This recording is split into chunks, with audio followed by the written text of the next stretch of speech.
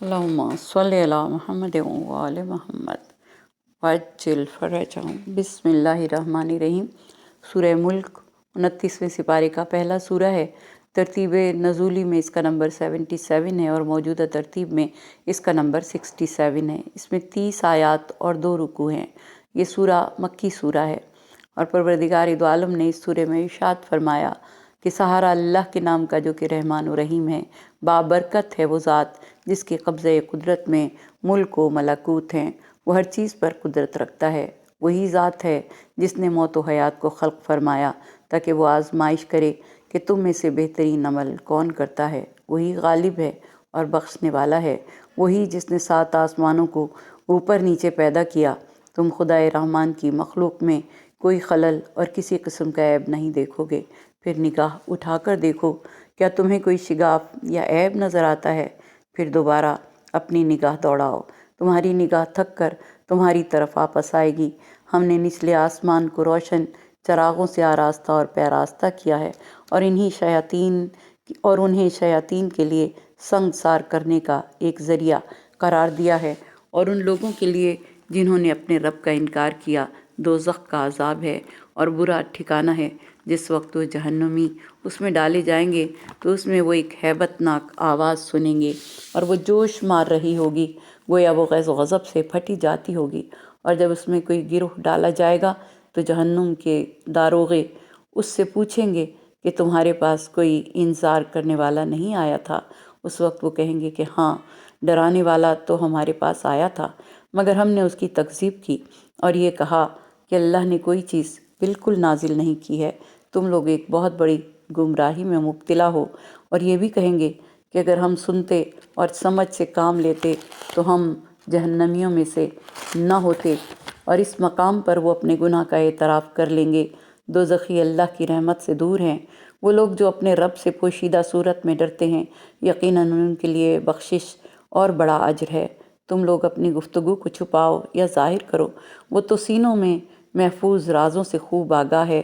وہ ہستی کے جس نے خلق فرمایا، کیا وہ نہیں جانتا؟ حالانکہ وہ باریک بین اور ہر چیز کا عالم ہے۔ وہ وہی ہے کہ جس نے زمین کو تمہارے لیے تابع کر رکھا ہے، بس اس کے دوش پر چلو پھرو اور اللہ کا رزق کھاؤ، اور اسی کے حضور تمہیں دوبارہ زندہ ہو کر جانا ہے۔ سورہ ملک قرآن پاک کا وہ سورہ ہے جس کو بڑی فضیلت حاصل ہے، اور کتاب اعمال میں حضرت امام جعفر صادق علیہ السلام نے فرمایا کہ جس کسی نے نماز فریضہ میں اور سونے سے قبل سورہ ملک پڑھی، وہ صبح تک اللہ کی امان میں رہے گا اور قیامت کے دن بھی وہ عذاب سے محفوظ رہے گا اور جنت میں داخل ہوگا۔ مجموع البیان میں ابی بن کعب سے روایت ہے کہ رسول خدا نے ارشاد فرمایا کہ جس شخص نے سورہ ملک کی تلاوت کی تو ایسا ہے کہ جیسا اس نے شب قدر میں بیدار رہ کر عبادت میں بسر کی ہو۔ جناب ابن عباس سے روایت ہے کہ رسول خدا نے ارشاد فرمایا کہ میں اس بات کو دوست رکھتا ہوں کہ سورہ ملک تمام مومنین کے قلب میں رچ بس جائے۔ اور ایک حدیث میں آیا ہے کہ حبیب خدا رات کو سونے سے قبل سورہ ملک کی تلاوت فرماتے تھے۔ حضور اکرم نے ارشاد فرمایا کہ قرآن مجید میں ایک ایسا سورہ ہے جس کی 30 آیات ہیں، اور یہ سورہ قیامت کے دن اپنے قاری کو جہنم سے نکال کر جنت میں داخل کرے گا، اور وہ سورہ ملک ہے۔ اصول کافی میں امام محمد باقر علیہ السلام سے روایت ہے کہ آپ نے فرمایا سورہ ملک سورہ مانعہ ہے، یعنی عذاب قبر سے بچاتی ہے۔ توریت میں اسی نام سے لکھی ہوئی ہے۔ جو شخص اسے رات کے وقت پڑھے تو اس نے بہت کچھ پڑھا اور اس کا شمار غافلین میں نہیں ہوگا۔ امام محمد باقر علیہ السلام سے منقول ہے کہ سورہ ملک کی تلاوت کرنے والے پر جب موت آتی ہے اور منکر نکیر قبر میں اس کے پاس آتے ہیں، جب اس کے پاؤں کی طرف آتے ہیں تو مرنے والے کے پاؤں فرشتے سے کہتے ہیں تمہارا اس پر ہماری طرف سے کوئی راستہ نہیں ہے، کیونکہ یہ ہم پر کھڑے ہو کر سورہ ملک پڑھتا تھا۔ پھر وہ فرشتے اس کے پیٹ کی طرف آئیں گے تو اس کا پیٹ ان فرشتوں سے بات کرے گا، اس تک پہنچنے کا کوئی اور راستہ لو، اس اللہ کے بندے نے مجھے حفظ کر رکھا ہے۔ پھر دونوں فرشتے اس کی زبان کے پاس آئیں گے تو اس کی زبان ان سے گویا ہوگی میری طرف سے اس تک تم نہیں پہنچ سکتے، یہ اللہ کا بندہ صبح و شام مجھے اپنی زبان پر جاری کرتا تھا۔ اس سورے کی ہر ایک آیت کی تلاوت کا ثواب 1 سال کی عبادت کے برابر شمار ہوتا ہے۔ اگر کسی قبر پر پڑھا جائے تو اس پر عذاب رک جائے گا۔ امام جعفر صادق علیہ السلام نے فرمایا کہ تمام بلاؤں کو دفع کرنے کے لیے یہ سورہ 41 بار پڑھیں، اور جس مقام پر یہ سورہ پڑھا جائے وہاں نعمت و برکت کا اضافہ ہوگا۔ سورہ ملک کی پہلی آیت کو صبح 30 بار اور شام کو 30 بار جو شخص پڑھتا رہے اس پر قبر کا عذاب نہیں ہوگا۔ اگر کسی کی آنکھ میں درد یا سرخی ہو تو پہلی 6 آیات 3 روز تک ہر روز 3 بار پڑھ کر آنکھ پر دم کرتے رہیں تو آنکھ کا درد اور سرخی دور ہو جائے گی۔ امام محمد باقر علیہ السلام نے ارشاد فرمایا کہ اللہ نے حیات و موت کو خلق فرمایا۔ جب انسان کے پاس موت آتی ہے تو اس میں داخل ہوتی ہے تو اس کے جسم کے جس حصے میں داخل ہوتی ہے تو اس حصے سے زندگی کو نکال دیتی ہے۔ اس ذات نے موت اور زندگی کو خلق فرمایا، یعنی ان دونوں کو انسان کی تقدیر میں رکھ دیا ہے۔ پہلے حیات کو اس کا مقدر بنایا، پھر موت اس کی تقدیر میں رکھ دی۔ کسی صحابی نے امام جعفر صادق علیہ السلام سے سوال کیا کہ مولا آپ موت کی تعریف فرمائیں۔ آپ نے فرمایا جب مومن پر موت آتی ہے تو اسے خوشبو محسوس ہوتی ہے، جب وہ اسے سونگھتا ہے تو اسے جمائی آتی ہے جس سے اس کی زندگی کی تمام تھکاوٹیں، درد و الم اور کلفتیں دور ہو جاتی ہیں۔ جب کافر پر موت آتی ہے تو اسے ایسا محسوس ہوتا ہے جیسے اسے اژدہے ڈس رہے ہوں اور بچھو اپنے ڈنک پیوست کر رہے ہوں، بلکہ اس سے بھی زیادہ سخت قسم کے عذاب میں گرفتار ہوتا ہے۔ یوں محسوس ہوتا ہے جیسے اسے آرے سے چیرا جا رہا ہو، یا اس کے ٹکڑے ٹکڑے کیے جا رہے ہوں، یا اس پر پتھر برسائے جا رہے ہوں۔ لیکن آخرت کے عذاب کے مقابلے میں اس عذاب کی کوئی حیثیت اور حقیقت نہیں۔ صحابی نے عرض کی حضور ہم نے بعض اوقات کافر کو مرتے ہوئے دیکھا، اس پر جب نزع کی حالت طاری ہوتی ہے تو وہ نہایت آسانی سے ہوتا ہے، باتیں بھی کر رہا ہوتا ہے، ہنس بھی رہا ہوتا ہے۔ بعض مومنین کی حالت بھی دیکھی ہے کہ انہیں سخت سکرات میں دیکھا ہے اور نہایت ہی پریشان دیکھا ہے۔ آپ نے فرمایا تمہاری بات ٹھیک ہے، جہاں تم نے مومن کو دیکھا وہ موت کے وقت آسانی میں تھا اور راحت میں تھا، یہ سب کچھ اس کے ثواب کی وجہ سے ہے۔ جہاں تم نے موت کی سختی کو دیکھا تو یہ سختی اس کے گناہوں کی وجہ سے ہوتی ہے۔ اللہ تعالیٰ اس کی موت کی سختی کو اس کے گناہوں کا کفارہ بنا دیتا ہے تاکہ وہ میدان آخرت میں آئے تو گناہوں کی آلودگیوں سے پاک و صاف ہو اور ابدی ثواب کا مستحق ہو، اور اس کے لیے کوئی مشکل باقی نہ رہے۔ جہاں تک کافر کی موت کی راحت و سہولت کی بات ہے تو یہ اس کی نیکیوں کی وجہ سے ہوتا ہے۔ اس نے اپنی زندگی میں اچھائیاں کی تھیں تو اللہ تعالیٰ اس کا عوض اسے اس صورت میں عطا کرتا ہے تاکہ جب وہ میدان آخرت میں آئے تو عذاب کا حقدار ہو، کیونکہ اللہ تعالیٰ عادل ہے، ظالم نہیں۔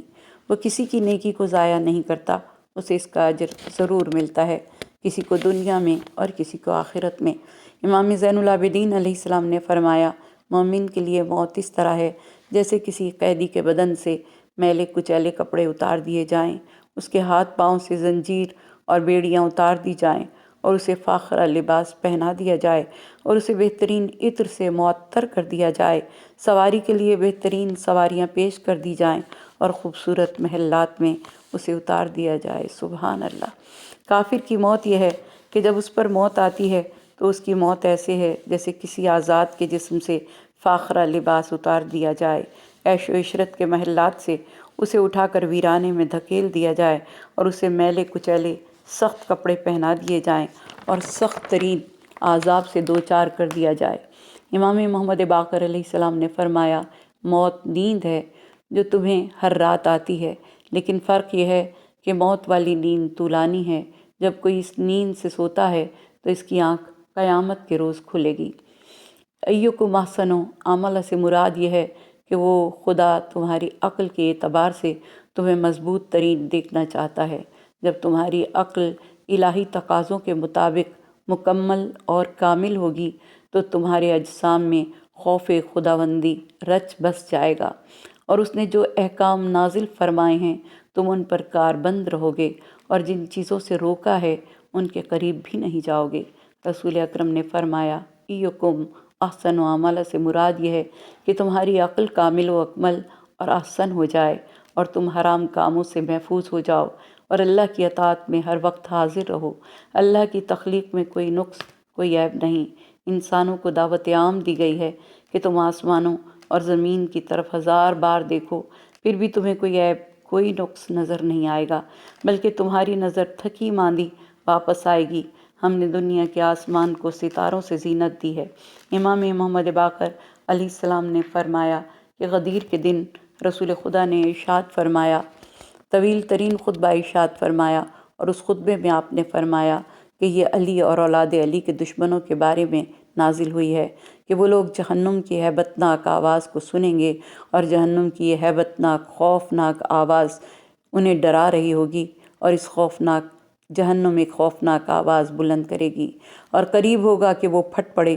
جب ایک گروہ جہنم میں داخل ہوگا تو جہنم کے ملائکہ پوچھیں گے کہ کیا تمہارے پاس کوئی جہنم سے ڈرانے والا نہیں آیا تھا؟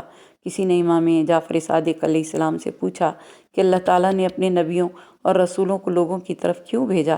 آپ نے فرمایا اس لیے بھیجا تاکہ ان لوگوں پر حجت قائم ہو جائے، اور وہ کل یہ نہ کہہ سکیں کہ ان کی طرف نہ کوئی خوشخبری دینے والا آیا اور نہ کوئی ڈرانے والا آیا تھا۔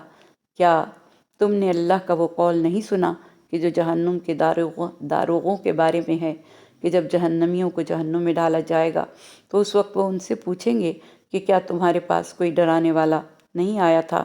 تو وہ کہیں گے کہ جی ہاں، ڈرانے والا آیا تھا، لیکن ہم نے انہیں جھٹلایا اور انہیں کہہ دیا کہ اللہ نے کوئی چیز نازل نہیں کی مگر یہ کہ تم کھلی گمراہی میں ہو۔ تب وہ یہ کہیں گے کہ کاش اگر وہ سنتے اور عقل سے کام لیتے تو آج جہنم میں نہ ہوتے۔ حبیب خدا نے فرمایا قیامت کے دن ہر ایک کو اس کی عقل کے مطابق جزا دی جائے گی۔ حضرت علی علیہ السلام نے فرمایا کہ جناب جبرائیل جناب آدم پر نازل ہوئے، اور انہوں نے جناب آدم علیہ السلام سے کہا کہ مجھے حکم دیا گیا ہے کہ یہ 3 چیزیں آپ کے سامنے پیش کروں، آپ نے ان میں سے صرف ایک چیز کو اپنے لیے اختیار کرنا ہے، یعنی آپ ان میں سے ایک چیز کو اپنے لیے منتخب فرمائیں۔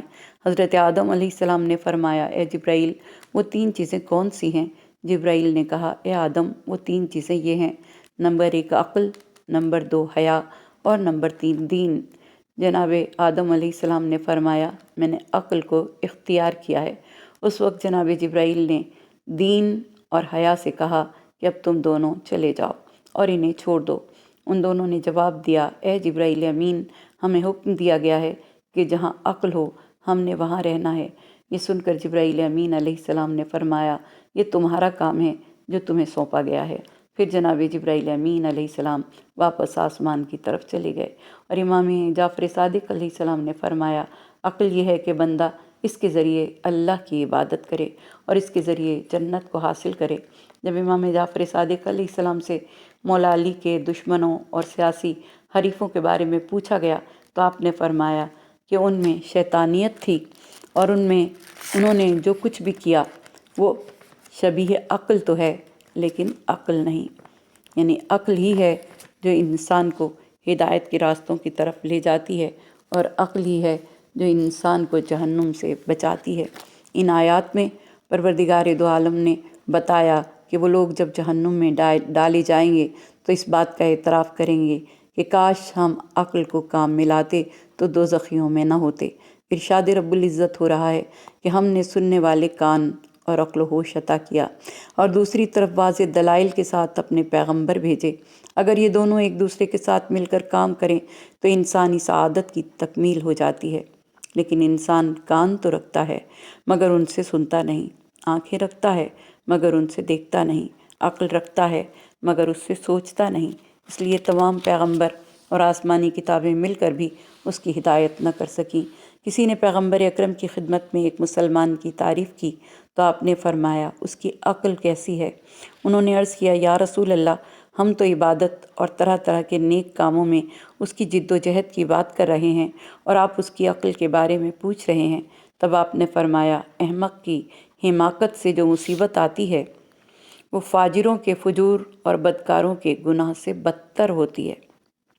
کل قیامت کے دن خدا بندوں کو ان کی عقل و خرد کے مطابق درجات عطا فرمائے گا، اور وہ اسی کی بنیاد پر قرب خداوندی حاصل کریں گے۔ قرآن مجید عقل و خرد کی حد سے زیادہ قدر و قیمت کی طرف اشارہ کر رہا ہے۔ دوزخیوں کا بنیادی گناہ اور ان کی بدبختی کا اصل سبب عقل سے کام نہ لینا ہے۔ اس لیے اصول کی پہلی کتاب کا نام ہی عقل و جہل ہے۔ اور امام جعفر صادق علیہ السلام نے فرمایا جو عقل مند ہوگا وہ دیندار بھی ہوگا، اور جو دیندار ہوگا وہ جنت میں داخل ہوگا۔ اسی بنا پر جنت عقل مندوں کی جگہ ہے، اور خدا نے پہلی تخلیق جو کی اس کا نام بھی عقل ہی ہے۔ اول ما خلق اللہ العقل، خدا نے سب سے پہلے عقل کو تخلیق کیا۔ جو لوگ پوشیدہ طور پر گناہ نہیں کرتے اپنے رب سے، وہی ظاہری طور پر بھی گناہوں سے بچتے ہیں اور اپنے رب سے ڈرتے ہیں۔ آیت نمبر 13 کی شان نزول یہ ہے کہ کفار اور منافقین کی ایک جماعت رسول خدا کی پس پشت ناروا باتیں کیا کرتی تھی اور آپ کے خلاف گفتگو کیا کرتی تھی۔ جبرائیل امین آ کر آپ کو خبر دے دیا کرتے تھے۔ تب ان میں سے کچھ نے ایک دوسرے سے کہا کہ اپنی باتیں پوشیدہ طور پر کیا کرو تاکہ محمد صلی اللہ علیہ وآلہ وسلم کا خدا سن نہ لے۔ تو یہ آیت نازل ہوئی اور خدا نے کہا کہ چاہے آشکارا کرو چاہے پوشیدہ طور پر کرو، خدا ان سب سے آگاہ ہے۔ یہ زمین جسے پروردگار دو عالم نے تخلیق کیا، یہ 14 قسم کی حرکات رکھتی ہے اور ہر وقت حرکت میں رہتی ہے۔ کبھی سورج کے گرد حرکت کر رہی ہے، اپنے محور کے گرد حرکت کر رہی ہے، کہکشاں کے اندر حرکت کر رہی ہے۔ یہ حرکات بہت ہی زیادہ اور تیز ہیں، لیکن ایسی نرم و ملائم ہیں کہ جب تک زمین کی حرکت پر قطعی دلائل قائم نہیں ہوئے تھے، کوئی یقین ہی نہیں کر سکتا تھا کہ زمین حرکت میں ہے۔ اس زمین کو خدا نے انسان کی ہر طرح کی آسائش، رہائش، بود و باش کے قابل بنایا۔ نہ اتنی گرم کہ سب کچھ جل جائے، نہ اتنی ٹھنڈی کہ ہر چیز جم جائے، نہ بہت ہی سخت اور نہ بہت ہی نرم، غرض کہ ہر طرح سے انسان کے لیے اسے ایک پرسکون اور محفوظ ٹھکانہ بنایا۔ رزق کے لیے درخت، پیڑ، پودے، حیوانی اور نباتاتی ہر غذا کو مہیا کیا۔ لیکن اے انسان جان لے کہ یہ سب کچھ جو تیرے لیے بنایا ہے، یہ تیرے لیے ہے، تیری حفاظت کے لیے ہے، تیری اس دنیاوی ظاہری حیات کے لیے ہے، لیکن یہ تمہاری خلقت کا مقصد اصلی نہیں۔ یہ سب تو قیامت اور حیات ابدی کی راہ کے لیے وسیلے اور ذریعے ہیں، اور خدا تجھ سے یہی چاہتا ہے کہ تو اس حیات کو حاصل کرے جس حیات کو حیات باقی کہا ہے پروردگار دو عالم نے۔ اور سورہ ملک میں پروردگار دو عالم نے یہی پیغام دیا کہ اے دنیا میں آنے والے انسان، ہر لمحے اپنی موت سے آگاہ رہ اور ہر لمحے اس بات کو یاد رکھ کہ تجھے ایک دن موت آنے والی ہے۔ پروردگار دو عالم ہمیں ہدایت کی راہوں پر قائم رکھنا۔ محمد و آل محمد کے صدقے میں موت ہر لمحے ہماری نگاہوں کے سامنے رہے تاکہ ہم خدا سے ڈریں اور موت کے خوف سے، موت کی دہشت سے ہم دنیاوی تکلیفوں اور دنیاوی مصیبتوں کو کچھ نہ سمجھتے ہوئے خدا کی راہ کی جانب اپنے قدم آگے بڑھائیں اور راہ ہدایت پر چلتے ہوئے، صراط مستقیم پر چلتے ہوئے جنت کی ان بلندیوں کو پالیں جنہیں پروردگار دو عالم نے ہم جیسے انسانوں کے لیے بنایا۔ اور انسانوں کی محنت و کوشش و جد و جہد سے پروردگار دو عالم تو ہمارے لیے جنت کے وہ دروازے کھول دے جن دروازوں کو تو نے نیک انسانوں کے لیے بنایا۔ پروردگار دو عالم ہماری ہدایت فرما ان ہستیوں کے ذریعے جنہیں تو نے اس دنیا میں ہمارا رہبر بنا کے بھیجا۔ ہمیں عقل و خرد و فہم و شعور عطا فرما کہ ہم ان کے بتائے ہوئے راستے پر چلیں۔ پروردگارا ہمارے ہر بیمار کو صحت کاملہ، صحت عاجلہ عطا ہو۔ جو پریشان ہیں ان کی پریشانیوں کو دور فرما، جو رزق کے طلبگار ہیں ان کی روزی میں برکت عطا فرما۔ نام بنام سب کی حاجتوں کو روا فرما، سب کی مشکلوں کو آسان فرما۔ ہم سب کو غم حسین کے سوا کوئی غم نہ دینا، ہر دکھ سے، ہر بلا سے، ہر بیماری سے، ہر پریشانی سے بچا کے رکھنا۔ پروردگارا واسطہ محمد و آل محمد کا، ہمارے گناہان صغیرہ و کبیرہ کو بخش دے، ہمارے مرحومین کی مغفرت فرما، ان کے درجات کو بلند فرما، انہیں کروٹ کروٹ جنت نصیب فرما۔ پروردگار دو عالم ہمارے والدین کو اپنے جوار میں بلندی درجات عطا فرما، ہمیں دنیا میں ان کے لیے زاد راہ جمع کرنے کا ذریعہ بنا، روز آخر ہم اپنے والدین کے لیے زیب و زینت ہوں اور ہماری اولاد روز آخر ہمارے لیے باعث زیب و زینت ہوں۔ پروردگار دو عالم تو اپنے امام کے ظہور میں تعجیل فرما، امام آخر الزماں کے ظہور میں تعجیل فرما، امام کے ظہور میں تعجیل فرما۔ آمین یا رب العالمین۔ ربنا تقبل منا انک انت السمیع